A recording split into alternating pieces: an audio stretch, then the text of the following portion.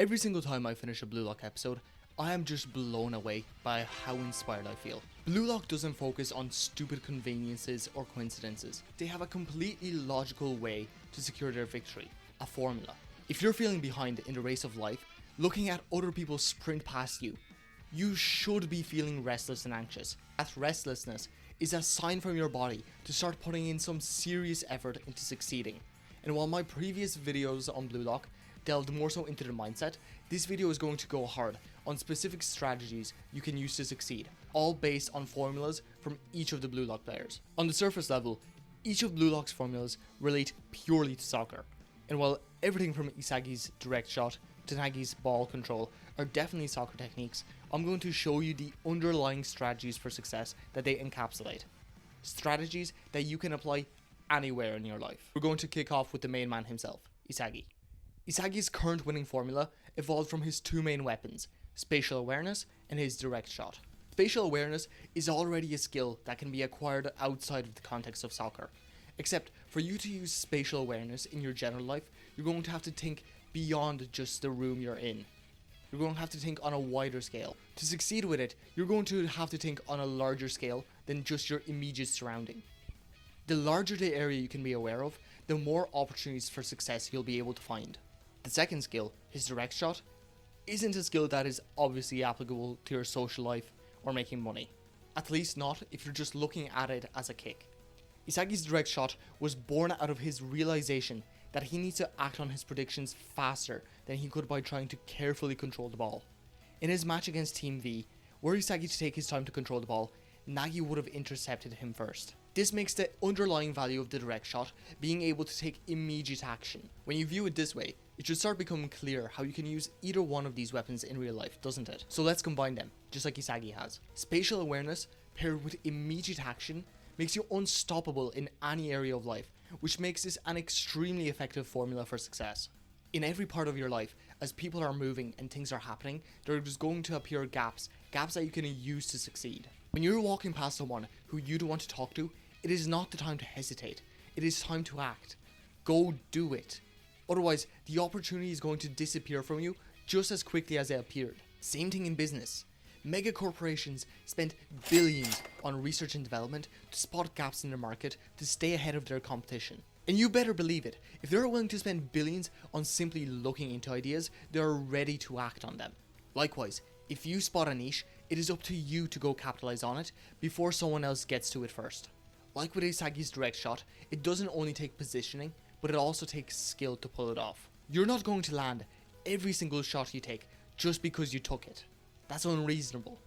However, the fact that you took that shot means that you're already ahead of 90% of the population who's just blindly walking through life, not even looking for opportunities. To be able to pull off any conversation, any business deal on your first try, you're going to have to keep practicing relentlessly, progressively improving.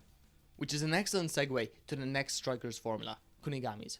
Kunigami's formula is by far one of the most straightforward and simple to implement into your life, as it is borderline essential for any skill, and it is namely progressive overload. Once again looking at the match against Team V, and believe me, we're going to be revisiting this match a lot. Kunigami's goal was a result of pushing past his limits, going beyond his comfort zone of 28 meters. Unlike the rest of the players, Kunigami's formula may be very simple, but is by no means any less valuable or useful than the other formulas. Just like Kunigami or Isagi throughout the match, a lot of the time our mind is focused exclusively on the skills we do not have that could be useful. For Kunigami and Isagi, it was dribbling and control respectively. Here's the thing, you're never going to have every skill for every situation, so instead, you have to focus on making the most out of the skills that you do have. If you're broke, but you have always been drawing or sketching, your first thought shouldn't be, oh, what if I was a programmer? That is not the right mindset at all. You need to start considering what skills you do have in order to solve your own problems. What you should be thinking is, how do you improve on your skill in order to make money? How do you improve any skill? You do it by raising the difficulty. If we stick to the art example, you can progressively overload your art skills by working on each of the fundamentals. Let's take anatomy for example. You can improve your anatomy skills by drawing more and more complex poses as time goes on, and then you can also remove references as times go on, so that you're training your mind to visualize the body. And let's go for another example. If you go to the gym, You know that you can't just stick to the same reps and same weight and just hope for yourself to get stronger. It just doesn't work that way. You have to progressively overload in some way, whether that's time under tension, the amount of reps, or the amount of weight you put on the bar. It is only by raising the difficulty that you're going to get stronger. There's one significant downside to this approach, and that's how difficult it can be to use the brute force of a single skill to try and solve a situation. In BlueLock, most characters dominate in a single field, becoming almost unmatched in their skill. But that's ignoring the undeniable usefulness of being competent across multiple skills, which just happens to be Ryo's formula for success. All-around competence. Ryo, unlike most characters in BlueLock, has the multi-varied skills to hold his own in multiple situations. He's the anchor that can support any team and also guarantee some measure of success in any situation. Instead of prioritizing a single strength, Ryo's approach is about eliminating extreme weaknesses. The key to succeeding in multiple areas like Ryo is not to try your hand at everything. You will never win by being shit at everything. No, what you have to do is focus on improving your fundamentals. For Ryo, playing soccer, it's stuff like passing, shooting, dribbling, ball control, and physical capability. These fundamentals are what allows Ryo to succeed in most scenarios, which made him a formidable part of Team V. In real life, the fundamentals that you should be focusing on are skill mastery, health, wealth, relationships, and character. Skill mastery is learning a valuable skill. A valuable skill is identified by what other people need. Health is keeping your body and mind at their optimal state through physical training and mindfulness. Wealth is the balanced combination of time and money. Relationships are your friendships and partners who compound your success and bring fulfillment to your life. Character refers to your values and what you choose to stand for as a person. If you can improve yourself in these 5 aspects, you're setting yourself up for success against the vast majority of people who are only competent in maybe 1 or 2 of these. Moving on to something radically different, we have Bachira's formula. When Team Z was rapidly losing hope against Team V, it was Bachira's formula that revived the team, which makes his formula perfect for when you're considering giving up. Bachira's winning formula, which let him single-handedly outplay Team V, is innovation paired with risk-taking. In other words, trying shit out. Bachira is all about trying the new and unconventional in order to figure out new solutions. This let him both demolish Team V as well as create a chemical reaction with Nagi, both completely impromptu. Firstly, all of Bachira's innovation comes from a deep understanding of his own skills. There are countless ways to solve problems, but realistically, you are limited to the solutions that are based off of your knowledge and skills. That's why Bachira's advanced footwork and special passes worked, because Bachira's strengths from the very beginning were his dribbling and passes. And the importance of knowledge and understanding your own skills goes twofold for taking risks. Here's the problem.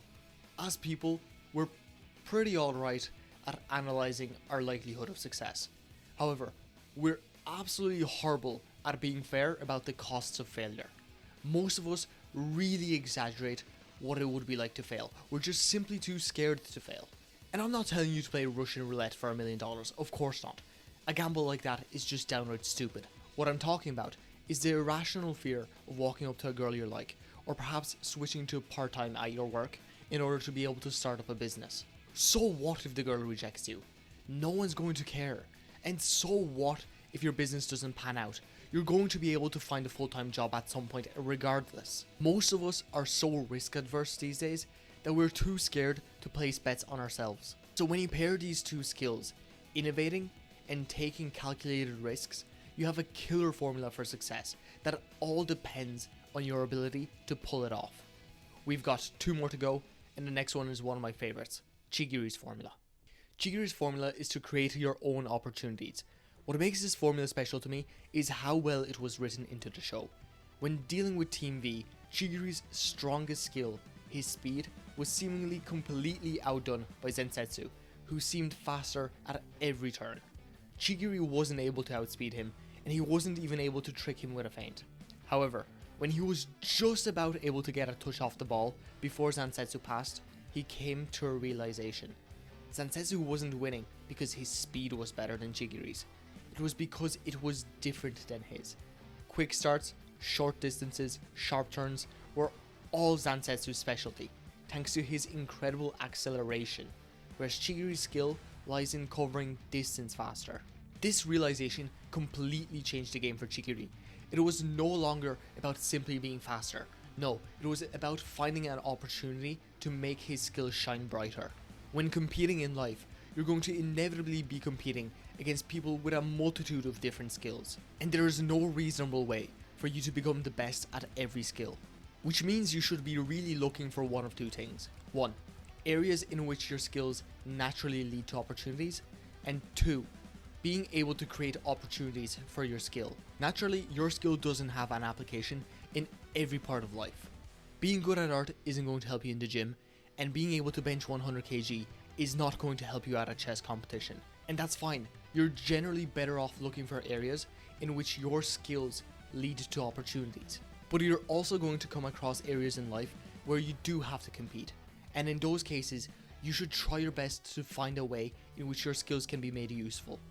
Chigiri's realization that Zensetsu was faster than him wasn't him quitting BlueLock and joining the track team. Just because you're outshined in one specific area doesn't mean you can't win overall. Say you and a friend are going to the gym and your friend is making progress way faster. You have to open your mind to the multitude of areas that contribute to success, and you need to identify which of these areas are supported by your skills. Maybe you're a good cook and you can meal prep better. Maybe you have disposable income and you can afford a personal trainer.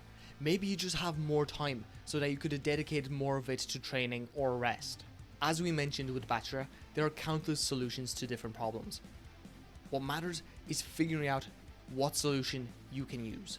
These were 5 of some of the best BlueLock formulas for success, all applied to real life. If you want any of them covered more in depth, whether it's more practical examples or specific actions you can take, make sure to go hit the like button and subscribe.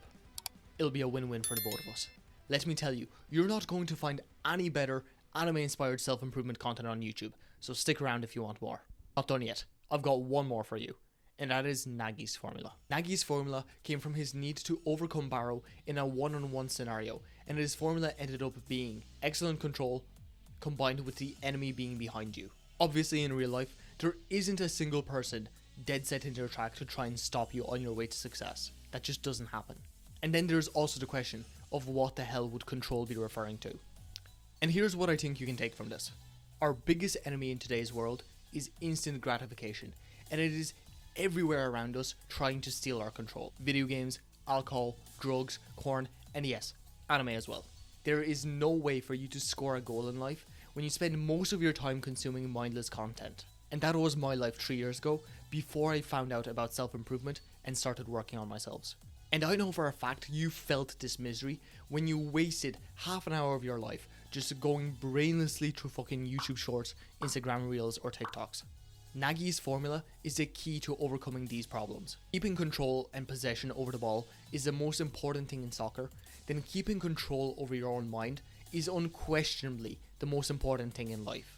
Likewise, if you want to prevent your enemy from having control and influence over your own life, you have to have the initiative to set goals and make sure modern culture doesn't steal your potential. To keep your enemy behind you, you simply have to set a goal and make sure no one can distract you from it. And to have the mental resilience to not have anyone distract you from it, you have to have a strong mind. Having a strong mind, whether it's through stoicism, greater purpose, or self-interest, is the most important thing you can have in order to succeed in today's world. If you'd like to try the Stoic approach, I've made an in-depth guide to Stoicism based off Aya and Kyoji from Classroom of the Elite. And if you want to stick to BlueLock, check out my video on the Monster Mindset, which is all about self-interest and how you need it to compete in life. So get to it, and I'll see you later.